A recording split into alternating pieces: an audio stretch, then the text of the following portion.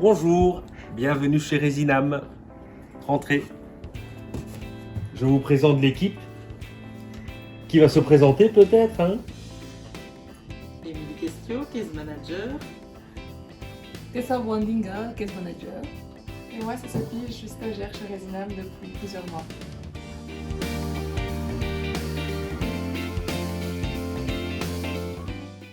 Comme pour les autres projets Integréo, l'année 2021 a été une année charnière pour la SBL et Resinam.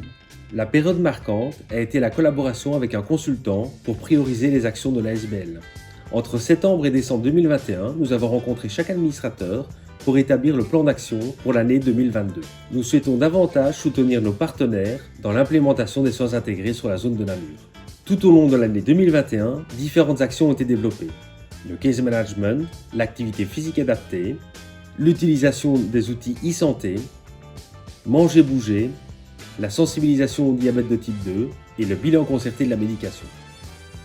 Au niveau du case management, différentes actions ont été entreprises. La première a été l'organisation de focus group avec les différents partenaires pour mieux spécifier cette fonction et envisager les perspectives d'avenir. En parallèle, nous avons travaillé avec le CPS de Namur et le service de cohésion sociale de la ville pour organiser des permanences et soutenir l'initiative Gardons le contact. Depuis octobre 2021, les case managers effectuent des permanences tous les vendredis matins au CPS. À ce jour, 21 personnes ont été prises en charge. Le souhait du conseil d'administration a été d'intensifier cette action. Ainsi, 2 case managers supplémentaires ont été engagés début 2022.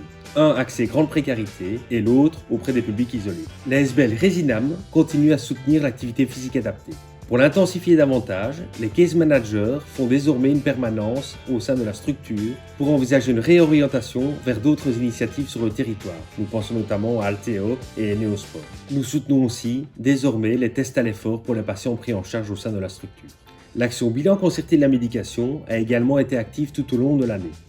À partir de la zone pilote de Namur Nord, nous avons établi un processus de prise en charge et un schéma d'indemnité. Une concertation médico-pharmaceutique le 25 octobre a permis de faire un état des lieux du travail et d'envisager un élargissement des zones pilotes. Depuis le mois de novembre, la zone de la plante est venue se rejoindre à cette initiative. Et depuis début 2022, nous collaborons avec la SSPF pour l'organisation de concertations médico-pharmaceutiques autour de la polymédication. L'utilisation des applications e-santé est un autre axe prioritaire. Avec le soutien de la province de Namur et de la maison médicale de la plante, nous avons créé une équipe de volontaires qui est en charge d'ateliers collectifs pour présenter les différentes applications e-santé et la manière de les utiliser. En collaboration avec le CRET, nous soutenons également les personnes en situation de fracture numérique en leur proposant des outils adaptés à leur situation. Les ateliers Manger-Bouger, développés au sein des différentes maisons de quartier de la ville de Namur, ont également rencontré un franc succès. Plus ou moins 50 personnes ont été prises en charge par des diététiciennes autour d'ateliers collectifs. L'action Santé Bien-être Diabète de type 2 est aussi un exemple de soins intégrés. Nous avons collaboré avec le RGN, avec le Centre de santé du Namurois et avec la RML pour réfléchir à un pré-trajet de soins diabète de type 2. Nous avions comme projet d'organiser différents endroits de dépistage sur la zone de Namur. La situation Covid nous a obligés à reporter ces différentes séances. Ces dernières ont été fixées au mois de mai et au mois de septembre 2022 au sein du CPS de Namur. Pour stimuler les campagnes de dépistage, nous avons comme projet actuellement d'organiser des campagnes de dépistage du diabète de type 2 en pharmacie. Nous collaborons activement avec l'URPPN, OFACO et le RGN pour la mise en place de ce dispositif. Un des autres enjeux de la SBL a été la visibilité. Nous collaborons depuis bientôt 1 an avec une chargée de communication pour simplifier notre message sur la zone de Namur. Le site internet a été revu, les flyers également, et une vidéo de présentation générale de la SBL vous sera montrée à la fin de cette présentation. Notre volonté est claire, pouvoir simplifier notre message à l'attention des partenaires et des patients malades chroniques sur la zone de Namur.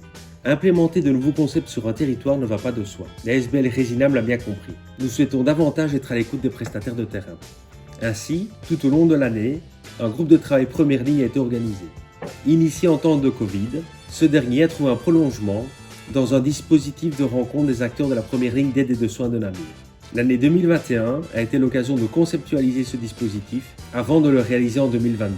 Cette année, différentes rencontres sont prévues. La première a eu lieu le 27 mars, la deuxième aura lieu le 17 mai et la suivante le 7 juin. S'en suivra une rencontre plénière en septembre pour faire un état des lieux du contenu de ces différentes rencontres.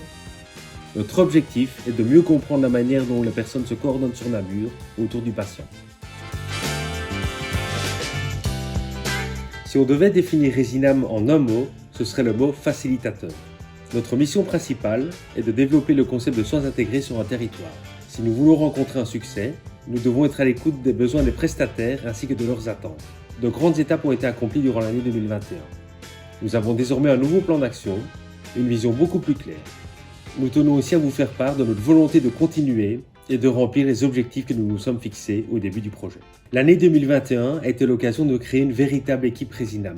Nous avons tous à cœur de pouvoir prolonger le projet. Nous vous remercions déjà pour votre confiance et votre soutien durant ces dernières années et restons à votre disposition.